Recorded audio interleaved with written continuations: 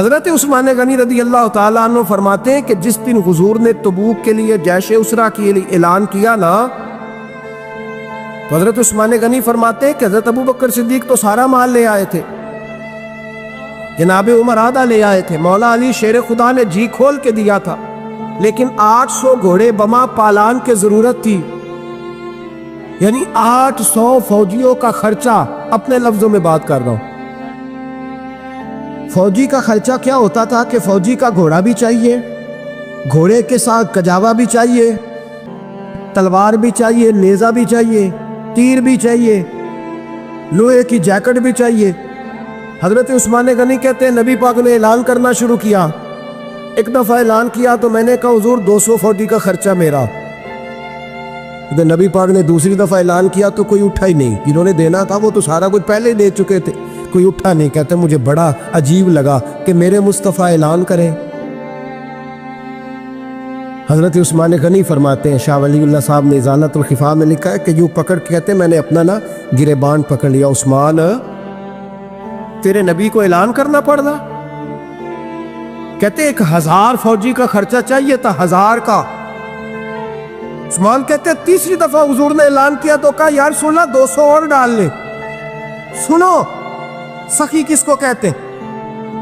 حضرت عثمان غنی رضی اللہ تعالیٰ عنہ فرماتے ہیں میرے پاس کل خرچہ میرے پاس 800 فوجیوں کا تھا، میں سارا کچھ بھی گھر سے لے آؤں تو 1000 میں پھر بھی پورا نہیں کر سکتا تھا، لیکن جب نبی پاک نے چوتھی دفعہ کہا نا کہ اٹھو بھائی ابھی خرچہ چاہیے، عثمان کہتے ہیں مجھے لگتا تھا میرے گریبان پھٹ جائے گا، یار میرے محبوب کو اعلان کرنا پڑ رہا ہے۔ عثمان غنی فرماتے میں اٹھ کے کھڑا ہوا، میں نے کہا حضور اب آپ نے اعلان نہیں کرنا، آپ 1000 ہی میرے کھاتے میں ڈال دیں، میں سب کا بندوبست کرا دوں گا۔ فرماتے میں نے 200 فوجی کا خرچہ پکڑ دکڑ کے پورا کیا۔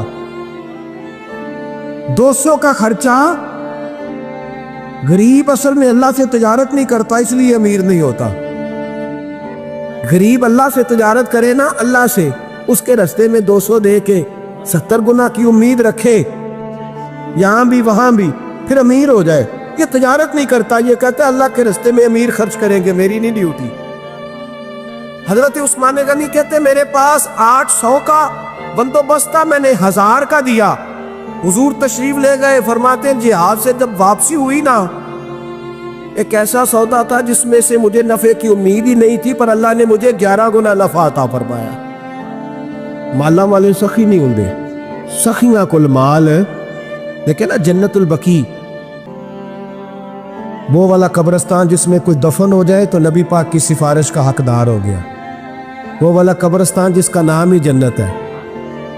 وہاں نا ایک یہودی اپنے جانور باندھا کرتا تھا، تو سرکار ایک دن اس طرف گئے تو واپس آئے، حضرت عثمان غنی قریب کھڑے تھے، نبی کریم صلی اللہ تعالیٰ علیہ وسلم نے فرمایا عثمان اس جگہ کی طرف ذرا چکر لگانا، جگہ بڑی اچھی ہے۔ عثمان غنی گئے، جگہ خرید کے واپس آ گئے۔ حضور نے فرمایا ہوا ہے عرض کی حضور خرید آیا ہوں، فرمایا میں نے تو چکر لگانے کا کہا تھا۔ کہا یا رسول اللہ آپ نے یہ بھی تو فرمایا تھا جگہ بڑی اچھی ہے، تو جس کو آپ نے اچھا کہہ دیا یہودی کے پاس تو نہیں نہ رہنی چاہیے، تو میں نے خرید دی۔ شرم نہیں آتی لوگوں کو حضرت عثمان کے بارے میں بات کرتے، جس قبرستان میں سیدہ پاک بی بی صاحبہ حضرت فاطمہ الزہرا آرام کر رہی ہے، وہ زمین حضرت عثمان نے تحفہ دی ہے۔ حیا نہیں آتی بات کرتے، شرم نہیں آتی؟ یہ صدقہ سیدہ فاطمہ کا ہی ہے، انہیں کے لیے اللہ نے تحفہ دیا، اور اس کے پیسے حضرت عثمان غنی نے ادا کیے۔ پھر اس قبرستان میں سیدہ پاک نے آرام کیا، پھر اسی قبرستان میں عثمان ابن مظعون نے آرام کیا، پھر اسی قبرستان میں حضرت حلیمہ سعدیہ لیٹی ہوئی، اسی قبرستان کے اندر نبی پاک کی زوجہ سیدہ عائشہ آرام کرتی، پھر اسی زمین پر میرے محبوب کے پیارے نواسے امام حسن آرام فرماؤ۔ حضرت عثمان غنی رضی اللہ تعالیٰ عنہ کے بارے میں بات کرتے تیری زبان نہیں کانپتی؟ ان کو بات کرتا ہے جن کے تحفے اہل بیت نبوت نے قبول فرمائے اور وہاں آرام کرنا انہوں نے پسند کیا، اتنا بڑا جرت بند ہو گیا تو۔ حضرت سیدنا عثمان غنی رضی اللہ تعالیٰ عنہ سخاوت کی تو کمال کر دیا حضرت عثمان غنی، اور پھر ضرورت سے زیادہ پیسے دے کے، وہ کنویں کی بات بڑی معروف ہے، میں نے بس اشارہ کرنا ہے، نبی پاک نے بھی اعلان کیا تو بڑا ہی اعلان کر دیا، فرمایا وہ میٹھے پانی کا کنواں ہے، قبضہ یہودی کا ہے، جو بندہ خرید کر وقف کرے گا نا اسے کیا ملے گا؟ تو حضور نے فرمایا میری جیب میں جنت کی ٹکٹ ہے، میں اسے جنت دے دینی۔ یہ ہے عرض جنت، یہ طیبہ کی زمین ہے، جنت بھی یہی مال کے جنت بھی یہی ہے، جنت لے لے مجھ سے، لے لے۔ حضرت عثمان غنی گئے، اس کو کہا بھائی کنواں میرے ہاتھ بیچ دے۔ کنویں کی قیمت تھی 500-700 دینار۔ حضرت عثمان 500-600 دینار کل کنویں کی قیمت تھی۔ جناب عثمان غنی گئے، یہودی کو پتہ تھا کہ یہ خریدنا چاہتے ہیں، فرمایا یار یہ کنواں بیچ دو۔ کہنے لگا نہیں بیچنا۔ فرمایا قیمت منہ مانگی، کہنے لگا قیمت میری مرضی کی۔ کہا تمہاری مرضی کی؟ اپنی اپنی اوقات ہوتی ہے نا قیمت لگانے کی، تمہاری مرضی کی۔ کہنے لگا میری شرط ہے، میں ایک دن کے لیے کنواں دوں گا، ایک دن میں ایک دن آپ۔ فرمایا یہ بھی منظور ہے۔ کتنے پیسے؟ اس نے کہا میں 3000 دینار لوں گا، 500-600 کا ہے۔ حضرت عثمان غنی فرمانے لگے تو نے اپنی اوقات کے مطابق 3000 مانگا ہے، میں 40,000 لے کے آیا تھا، اپنی اوقات کے مطابق مانگا، 40,000 دینار میری جیب میں۔ یہودی کہنے لگا عثمان تو تاجر ہے، اور عام تاجر نہیں، عالمی سطح کا تاجر ہے، لوگ تیری تجارت کی مثالیں عرب میں دیتے ہیں، پر 500-600 کا کنواں 40,000۔ فرمانے لگے مسئلہ کنویں کا نہیں، مسئلہ مصطفیٰ کے فرمان کا ہے، وہ جو حضور کا فرمان پورا کرنا ہے نا اس کے لیے 40,000 تھوڑے ہیں، میرے پاس تھے ہی اتنے جو لے کے آیا ہوں۔ حضرت عثمان نے پیسے چکائے، اس نے کہا ایک دن پانی ملے گا۔ فرمایا منظور ہے۔ وہ ایک دن بیچا کرتا تھا پانی۔ حضرت عثمان نے اعلان کر دیا جو میرا دل ہے نا فری پیو، اپنے بھی پیو، بیگانے کا اعلان کوئی نہیں کرنا، میرا کوئی پروگرام نہیں۔ لیکن آپ مطلب ہلکا ہلکا ایسے ایسے دیکھیں گے، سوچیں گے، غور کریں گے، او بھائی پیسہ بھی بانٹنے سے چلو بولو تو صحیح نا، اس پر بھی آپ حامی تو بھرے نا، سچی بات کر تو لینی چاہیے نا۔ چلے عمر آپ 2 سال کے بعد کر لینا، 6 سال کے بعد کر لینا، پر ہاں نہ تو صحیح کرے نا۔ پیسہ بھی ہمیشہ بانٹنے سے۔ ملا رومی رحمۃ اللہ علیہ فرماتے ہیں کنویں سے سادہ پانی نکل جائے تو تازہ آ جاتا ہے، اور اگر پانی کنویں کے اندر رہے سارا ختم نہ ہو تو باسی ہو جاتا ہے۔ اس لیے فرمایا کرتے تھے میں اس کنویں سے پانی پیتا ہوں جس پہ رش زیادہ ہوتا ہے، لیکن وہاں سے پانی ختم ہوتا ہے تو تازہ آتا رہتا ہے۔ فرماتے تو اللہ کے رستے میں سارا خرچ کر دے، اللہ تازے عطا کر دے گا اور پہلے سے زیادہ عطا کر دے۔ میرا آپ کا مسئلہ یہ ہے کہ تجارت بندوں کے ساتھ ہے، بندوں کے ساتھ جو تجارت ہے نا، بندے کنجوسی کر جاتے ہیں۔ بندے کا تو صحیح کام چل جائے تو پارٹنر کو فارغ کر دیتا ہے تو فارغ ہے، اور اگر کبھی کسی کی دکان میں کوئی کرایہ دار اچھا اس کی دکان چل جائے تو مالک کہتا ہے تو جا، اب دکان میں نے خود کھول لی ہے، وہ فارغ کر دیتا ہے۔ بندوں کا تو مزاج اور اللہ تبارک و تعالیٰ سے جب تجارت ہوتی ہے نا، میں نے ایسے لوگ دیکھے جن کے گھروں میں لاکھوں روپیہ ماہانہ آتا ہے، غربت نہیں جاتی۔ ان کو سوچنا چاہیے کہ کثرت والا پیسہ آیا ہے پر برکت والا نہیں آیا۔ حضرت عثمان غنی رضی اللہ تعالیٰ عنہ فرماتے ہیں کہ میں نے پہلے بھی میں بڑا تاجر تھا، لیکن جب سے مصطفیٰ کے نام پر خرچ کرنا شروع کیا، پھر کہاں کہاں سے آیا کب، اور بڑی سیانی بات فرماتے ہیں۔ آپ فرماتے ہیں میں کلمہ پڑھنے سے پہلے تجارت کو وقت زیادہ دیتا تھا، اور مسلمان ہونے کے بعد میں نے تجارت کو ٹائم تھوڑا دیا، پر اللہ نے روزی مجھے زیادہ عطا فرمائی۔ اس لیے برکت پر ہماری توجہ نہیں رہی، غیبی خزانوں پر خیال ہم نے چھوڑ دیا ہے۔ غیبی خزانوں سے جو چیز ملتی ہے وہ زیادہ ملتی ہے، جو مادی ذرائع سے ملتی ہے وہ چیز کم ہوتی۔ حضرت عثمان غنی پر الزام لگا جب آپ کا دور حکومت تھا، یہ یاد رکھیں کہ سب سے زیادہ الزامات حضرت عثمان غنی پہ لگائے گئے۔ جن بندوں کے قد کاٹ زیادہ ہوتے ہیں ان کے خلاف پروپیگنڈے بھی لمبے چوڑے ہی ہوتے ہیں۔ بڑی بڑی بات یاد رکھنا، کہا گیا کہ حضرت عثمان لوگوں کو نوازتے بڑھائے، بڑا دیتے ہیں حضرت عثمان غنی۔ تو حضرت عثمان غنی فرمایا کرتے تھے حکمران تو میں آج بنا ہوں تو میں تو پہلے بھی بڑا دیتا تھا، وہ کس خزانے سے دیتا تھا؟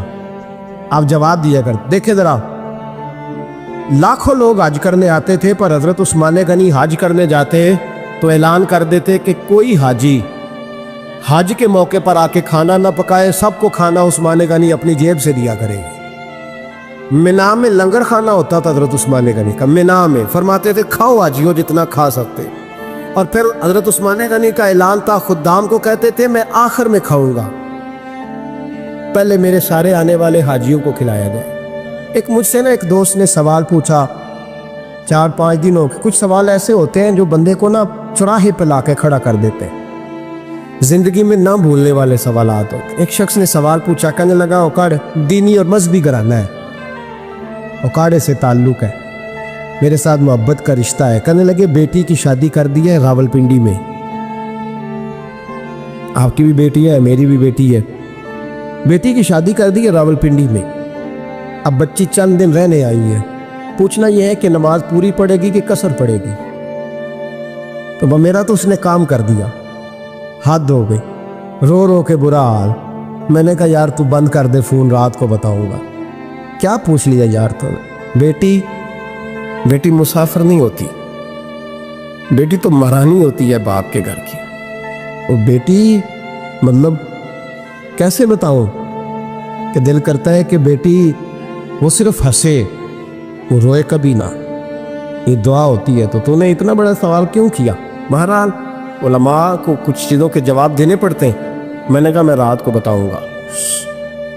रात को फिर फ़ोन आया कि आप तो बड़ी जल्दी जवाब देने के आदी हैं, तो देर क्यों कर दी? तो मैंने कहा यार जवाब तो मेरे पास था लेकिन हिम्मत नहीं थी अभी। तो मैंने कहा कि अगर तो बेटी आई है वालिद के घर में और अब्बा जी का प्रोग्राम है उसे जायदाद में से हिस्सा देने का, तो फिर तो बेटी नमाज पूरी पड़ेगी। लेकिन अगर अब्बा जी ने अलहदा करके अंगूठा लगवाना है तो फिर बेटी मुसाफिर है। अगर अब्बा जी ने उसको अलहदा करके अंगूठा लगवाना है ना कि दे दे भाइयों को, खैर है तेरी शादी पे खर्चा कर दिया है। अगर अब्बा जी के दिल में, मैंने कहा ये अब्बे से फतवा पूछ लो, अगर अब्बा जी के दिल में चोर है ना कि बेटी को देना कुछ नहीं, तो फिर बेटी ने नमाज कसर पढ़नी है, इसलिए कि फिर वो वहाँ हिस्सेदार।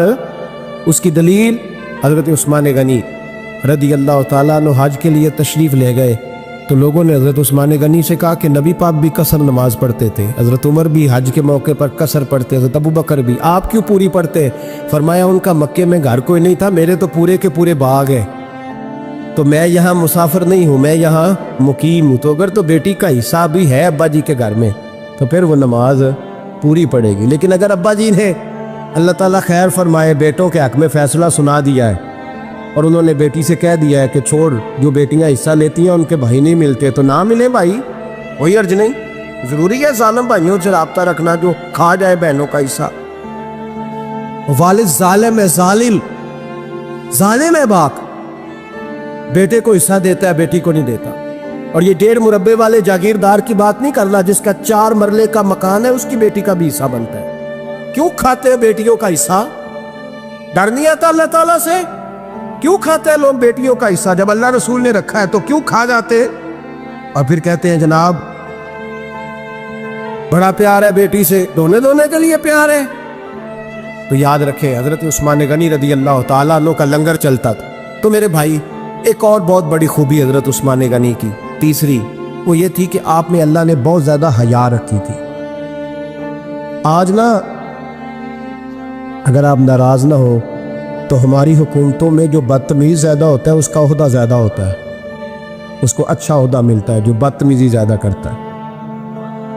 और हमारे यहाँ नौजवान समझते हैं कि खुल के फिरना, खुल के खाना, मर्जी का लिबास पहनना। हमारे एक बुजुर्ग फरमाया करते थे जब से पैसे लोगों के पास ज़्यादा हैं लिबास छोटे हो गए, पैसा ज़्यादा आ गया कपड़े जिस्मों पे सुकड़ गए। लोग समझते हैं कि बस जो दिल में आए कह देने का नाम जमहूरियत है, आज़ादी राय है। हज़रत उस्मान गनी रदी अल्लाह ताला अन्हु शर्मो हया के पैकर थे, बड़ा पैसा था, बड़ा कुछ था, लोग डरते थे, सरदार भी थे, जो चाहते कर सकते, रोब तारी होता। लेकिन उस्मान गनी को जब भी कोई देखता था किसी कोने में बैठे नजर आते, छुपे हुए, पीछे, शर्मो हया, लफासत पसंदी, बढ़ बढ़ के आगे होना, हर वीडियो में शामिल होने की कोशिश करने का नाम प्यार नहीं है। नफासत पसंद जो लोग होते हैं वो अक्सर छुपे हुए होते हैं, उनका पता ही नहीं होता लोगों को पीछे दरअसल है कौन। देखिए ना, बड़ी मारूफ हदीस है सही मुस्लिम में, नबी पाक सल्लल्लाहु अलैहि वसल्लम आराम फरमा रहे थे, हुजूर ने तामत मुबारक बांधी हुई थी, लेटे हुए थे सरकार। तो जब आदमी लेटते थे ना, हमारे बुजुर्ग भी जब लेटते हैं तो तामत को समेटा करते थे तो घुटनों तक आ जाती, देखा ना आपने। घुटनों तक तामत आ जाती जब लेटते। तो सरकार भी लेटे थे, पर्दे की अभी आयतें नहीं आई थी। दरवाजे पे दस्तक हुई, हज़रत आयशा सिद्दीक़ा अर्ज़ करने लगी, या रसूलल्लाह, मेरे अब्बा जान जनाब अबू बकर सिद्दीक़ आए। हुजूर ने फरमाया बुला लो। हज़रत आयशा कहती हैं वो आके बैठ गए, हुजूर लेटे रहे। फिर दस्तक हुई, अब कौन है? का सैयदना फारूक आज़म। कहा आयशा आप साथ वाले हुजरे में चली जाओ। अम्मा जी वहाँ चली गई। थोड़ी देर के बाद हज़रत उमर आए, हुजूर लेटे रहे। जनाब आयशा कहती है फिर दस्तक हुई, अब कौन है? फरमाया उस्मान गनी। नबी करीम ने फरमाया उसे कहो ज़रा ठहर जाए। हज़रत उस्मान ठहरे तो हुजूर उठ के बैठे, तहमद मुबारक को ठीक किया, फिर अपने कुर्ते मुबारक को सीधा किया, फिर दस्तार को सीधा किया। फरमाया अब बुलाओ उस्मान गनी को। हालांकि जाहो जलाल हज़रत उमर का ज़्यादा है, हालांकि वकार मकाम हज़रत सिद्दीक़ अकबर का ज़्यादा है, अब बुलाओ उस्मान गनी को। हजरत उस्मान गनी रज़ी अल्लाह ताला अन्हु आए, बैठे, बातचीत हुई, तीनों चले गए। हजरत आयशा सिद्दीक़ा कहती है मेरे ज़हन में सवाल रह गया। मैंने अर्ज़ की या रसूल अल्लाह सल्लल्लाहु ताला अलैहि वसल्लम, वो दो लोग आए, आप बैठे रहे, उस्मान आए तो आपने एहतमाम किया। क्या लफ्ज़ है, और लफ्ज़ों में तासीर है, और जुमले दो कहे नबी पाक ने, लेकिन कितना बड़ा उनका मर्तबा बयान किया। फरमाया आयशा, मैं उस शख्स से हया ना करूं जिससे अल्लाह के फरिश्ते भी हया करते हैं, मैं उससे हया ना करूं जिससे अल्लाह के फरिश्ते भी हया करते। हजरत उस्मान गनी फरमाया करते थे मैंने जब से हुजूर का चेहरा देखा है दोबारा पलट के अपनी शर्मगाह भी कभी नहीं देखी, वया मैंने अपनी आंखों का वुजू नहीं तोड़ा जब से हुजूर का। फरमाते जब से ये हाथ नबी पाक को बैत के लिए दिया है फिर गंदगी में नहीं जाने दिया मैंने सीधा। हज़रत उस्मान गनी फरमाया करते थे मैं अपने घर के अंदर अपने गुसल खाने में चार दीवारी के अंदर भी कपड़ों समेत गुसल करता हूँ, मुझे हया की है गुसल खाने में भी कपड़े। और सुनो एक और बड़ी बात अहम, हजरत बिशर हाफी का सारा शहर कदर करता, प्यार करता, और सिर्फ इंसान नहीं जानवर भी उनकी कदर कर ले। वह नंगे पांव चलते थे तो जानवर बगदाद की गलियों में गोबर नहीं करते कि रब करीम का बंदा जा रहा है, अल्लाह के वलियों की तो जानवर भी हया कर रहे हैं। वो बगदाद का एक ताजर कहता मुझे नहीं जी बाबा अच्छा लगता, कुछ लोग हैं ना स्टाइल जरा हट के, इन्हीं सब से अलग बात करनी है, लहदा बोली बोलनी, मुझे नहीं भी तुम्हें क्यों नहीं अच्छे लगते? कहने लगा जी ये जुमे वाले दिन ना जुमे के फर्ज पढ़ के चले जाते हैं, बाकी नमाज नहीं पढ़ते मस्जिद में। मस्जिद में कौन सी नमाज पढ़नी जरूरी है जी? तो बाकी जिसका जहाँ दिल करे वहाँ आप पाबंदी लगा सकते हैं। मेरे एक मदरसे का तालिब इल्म था तो कुछ लोग मेरे पास आए, कहने लगे पीर साहब बच्चा दे दे नमाज पढ़ाने के लिए, दे दिया। फिर शिकायत आ गई, कहने लगे असर की पहली 4 सुन्नतें नहीं पढ़ता और इशा की पहली 4 सुन्नतें नहीं पढ़ता। मैंने कहा वापस कर दो। कहने लगे जी आप तो नाराज हो गए। मैंने कहा यार जिस चीज़ की पाबंदी अल्लाह रसूल नहीं लगाते तुम क्यों लगाते हो? रब रसूल अगर वो सुन्नतें ज़रूरी होती तो फ़र्ज कर दी जाती, तो जिसकी अल्लाह रसूल पाबंदी नहीं लगा रहे, हमारा अजीब मिजाज है ना, उसकी हम पाबंदी लगाते, कितनी गलत बात। और मैं चाहे चौथी रकत में शामिल हूँ, इमाम साहब पर पाबंदी है कि ना वो बच्चा देखें ना बीमार देखें, वो अजान से पहले मस्जिद आएँ और जब तक आखिरी सेठ बाहर ना निकले वो बाहर ना जाएं। ऐसे तो ना करो यार, कम से कम ख्याल करें थोड़ा सा। हर शख्स की ज़रूरियात है जिस तरह मेरी और आपकी। वो कहते थे ये पढ़ के ना फ़र्ज जुमे वाले दिन चले जाते थे, बाकी नमाज नहीं, मुझे अच्छा नहीं लगता। एक दिन एक बंदे ने समझाया उस ताजर को कि यार तू इस इतनी सी बात पर एक बुजुर्ग पर तनकीद करता है, और हमारा मिजाज है 99 खूबियाँ होंगी, एक खामी होगी पर हम खामी का जिक्र करेंगे। हालांकि इंसान है, एक खामी तो रहेगी, खामी का जिक्र करेंगे। एक दिन जब बड़ा समझाया तो ताजर कहता है मेरे दिल में ख्याल आया पता तो करूं बाबा जाता कहाँ है जुमे के फ़र्ज पढ़ के। कहते हैं हजरत के साथ मैंने जानबूझ के उनके साथ नमाज पढ़ी। जब वो फारिग हुए तो वो जल्दी से निकले तो मैं भी थोड़ा चुप चुप के पीछे पीछे हुआ। बगदाद की एक दुकान से उन्होंने नान खरीदे। मैंने फिर बदगुमानी की, मैंने कहा ओहो पीर साहब को भूख निस्ताया था, इसलिए सुन्नत भी छोड़ दी, नवाफिल भी छोड़ दी। फिर वो आगे गए तो उन्होंने कबाब होटल से कबाब लिए, तो मैंने कहा इनकी उम्र देखो और जायके देखो। फिर बदगुमानी। कहते हैं फिर وہ جنگل کی طرف بڑھے تو میں نے کہا مولانا لوگوں سے مریدوں سے چھپ کے کھائیں گے، لیکن کہتے ہیں تھوڑا سا سفر طے ہوا تو ایک کچا مکان آیا، باہر سے کنڈی لگی ہوئی ہے۔ حضرت بشر عافی نے خود دروازہ کھولا اور کہتے ہیں میں سوراخ سے دیکھ رہا تھا ایک فالج زدہ بوڑھے بیمار بابا جی لیٹے اور ان کے منہ سے رطوبتیں پانی کی نکل رہی۔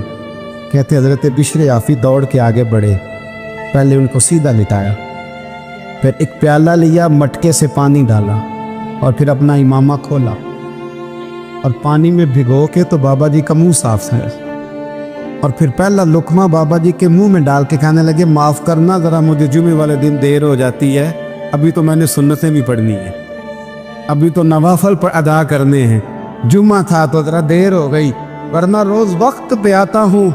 وہ شخص کہتا ہے میرے وجود کے رونگٹے کھڑے ہو گئے، میں کیا سوچتا تھا اور بن کیا گیا۔ اور فرماتا پھر وہ بیمار بزرگ وہ بولے اور کہنے لگے بشر عافی میرے تو اپنے بھی مجھے چھوڑ گئے اور 14 سال ہو گئے ہیں تو میری 2 وقت کی روٹی لے کے آتا ہے، میں پتہ نہیں زندہ لاش کب تک بنا رہوں گا، تو کب تک آئے گا، خدا کے بندے تو ہیں ہزاروں اور بنوں میں پھرتے ہیں مارے مارے، میں اس کا بندہ بنوں گا جس کو خدا کے بندوں سے پیار ہوگا۔ کہا 14 سال سے آ رہے ہو تک آئے گے۔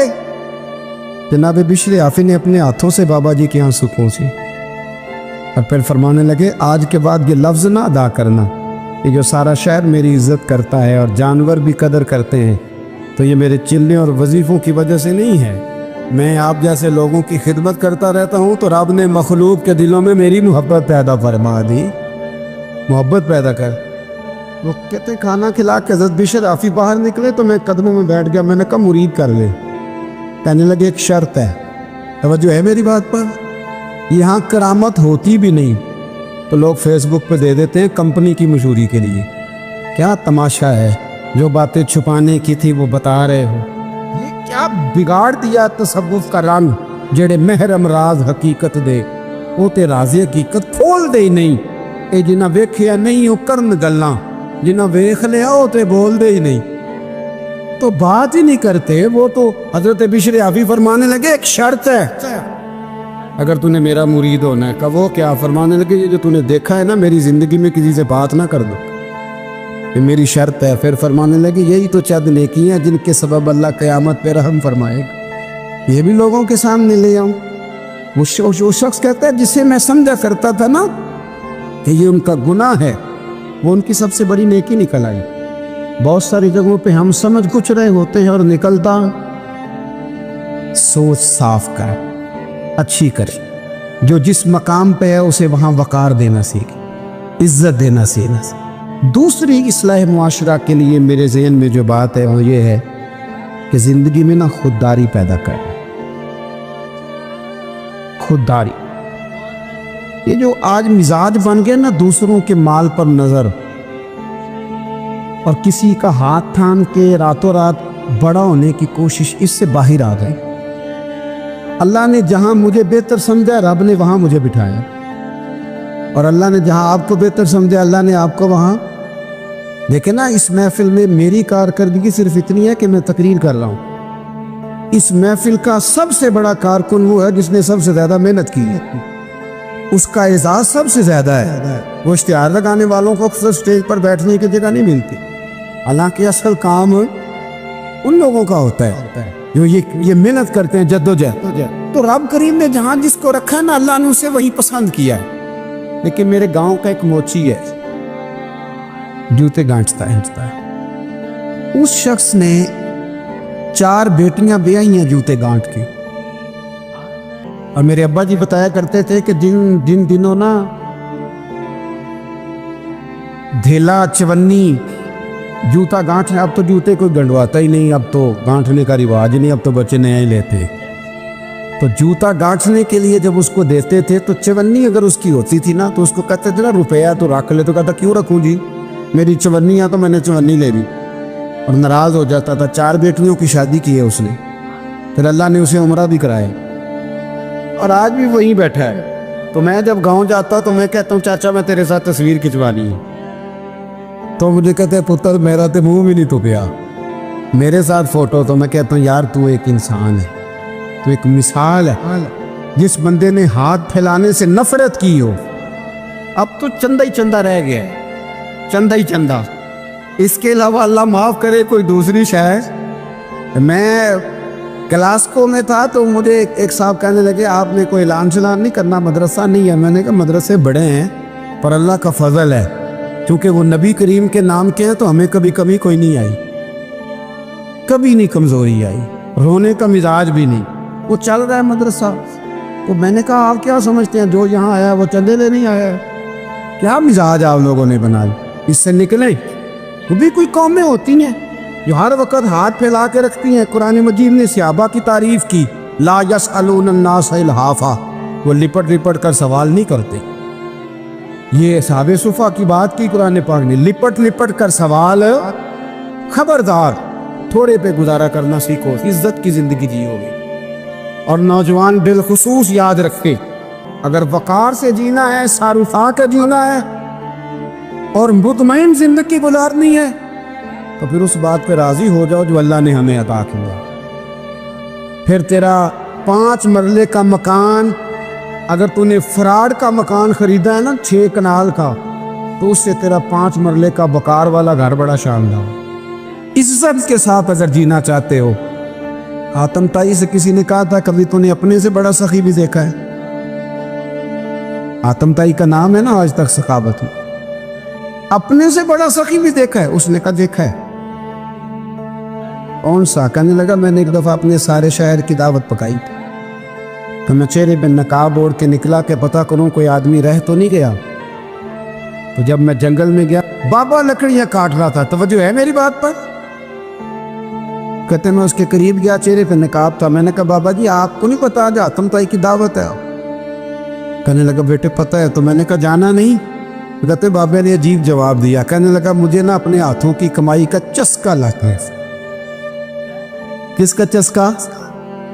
ہاں آج کل چسکا یہ ہے کہ کسی کو پارٹی کیسے ڈالنی، کیسے مفت کی روٹی کھانی ہے۔ کس کا چسکا لگ گیا؟ اپنے ہاتھوں کی۔ بولیے۔ میرے نا مدرسے میں ایک لائق بچہ پڑھتا ہے، مالدار گھرانے کا تھا، تو تھوڑی سی نا آپ کو پتہ ہے دوران طالب علمی ہمیں بھی بڑے بہانے آتے تھے، تو یہ چیزیں یاد آتی ہیں، تو تھوڑا آگے پیچھے ہوتا تھا۔ وہ مدرسے میں کام ہو رہا تھا، تو میں اس کو کھڑکی میں لے کے کھڑا ہو گیا۔ میں نے کہا بیٹے ایک چیز تجھے دکھانی ہے، جب تیرے سامنے بھنا ہوا گوشت رکھا جاتا ہے تو نخرے کرتا ہے، ادھر بھی آ ایک نظارہ دیکھ۔ مزدور نہ سویرے 2 روٹیوں کے بیچ اچار رکھ کے لاتا ہے، اور جب وہ دوپہر کو کھانے لگتا ہے نا میرے بھائی، تو وہ اچار اس کی روٹیوں کو بھی لگ جاتا ہے، پونے کو بھی لگ جاتا ہے۔ لیکن جب دوپہر کا وقت ہوتا ہے تو مٹی سے لتھڑے ہوئے ہاتھ پہلے وہ جا کے ٹوٹی پہ دھوتا ہے، پھر وہ کیا کرتا ہے کہ وہ پانی کا پیالہ خود بھر کے رکھتا ہے، توجہ میری بات میں رکھیے۔ پھر وہ زمین پہ بیٹھتا ہے، اور جب وہ پونا کھولتا ہے نا، کبھی اسے کھاتے ہوئے دیکھو، یوں محسوس ہوتا ہے کہ دنیا کی ساری نعمتیں اس کے سامنے پڑی ہوئی ہیں۔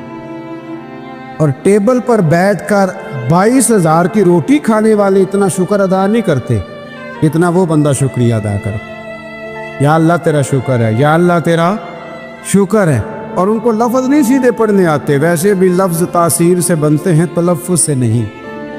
اہل دل آج بھی ہیں اہل زبان سے آگے، صحیح تلفظ نہیں ادا کرنا آتا، لیکن جب وہ ہاتھ باندھ کے کہتے ہیں نا یا اللہ تیرا شکر ہے، تو یوں محسوس ہوتا ہے کہ روٹی تو اس بندے نے کھائی گی، کھانا تو، ورنہ شادی کے موقع پر اتنا کھایا نہیں جاتا جتنا تباہ کیا جاتا، کیونکہ مفت کا ہوتا ہے نا، مفت کا۔ تو یاد رکھیں محنت کی کمائی ایک حسن ہے، ایک وقار ہے۔ وہ جو بندہ 50 لاکھ روپیہ مہینے کا یا سال کا کماتا، وہ تو دیکھ نہیں تیرا پیسوں، وہ بینک میں آئے اور بینک سے ہی ساری زندگی اپنی دولت دیکھ سکتا، لیکن جو 600 روپیہ دیہڑی لیتا ہے نا، اس کو جب شام کو ملتی ہے تو 3 دفعہ ہاتھ صاف کرتا ہے اور 3 دفعہ بسم اللہ شریف پڑھتا ہے، اور پھر وہ جیب میں ڈالتا ہے، پھر وہ حساب کرتا ہے کہ 50 کہاں لگانے ہیں، 60 کہاں۔ تو خودداری سے جیو، باوقار رہو، باعزت رہو۔ حاتم تائی کہتے ہیں مجھے کہنے لگا کہ مجھے ہاتھوں کی کمائی کا چسکا لگ گیا ہے، اب مفت کے دسترخوان پر مجھے مزہ نہیں آتا تو کہتے میں تو بس اس کا فدائی ہو گیا. جب میں واپس آنے لگا تو اس نے مجھے آواز دی. میں واپس پلٹا تو کہنے لگا بیٹا آپ بھی دعوت پہ جا رہے ہیں؟ میں نے کہا ہاں. تو اس نے مجھے 5 دینار نکال کے دیے. کہنے لگا یہ لے جاؤ حاتم تائی کو نہ دینا, وہاں جو آدمی لنگر پکا رہا نا اسے دے دینا. یار بڑے بڑے لوگوں نے روٹی کھانی ہے, چلو میرا بھی حصہ پڑ جائے گا. تو حاتم تائی کہتے میں گھوڑے سے گر گیا, چہرے سے کپڑا اٹھایا اور میں نے کہا بابا میرے سینے سے لگ, میں تو امیر ہو کے سخی ہوں نا, تو غریب ہو کے بڑا سخی ہے.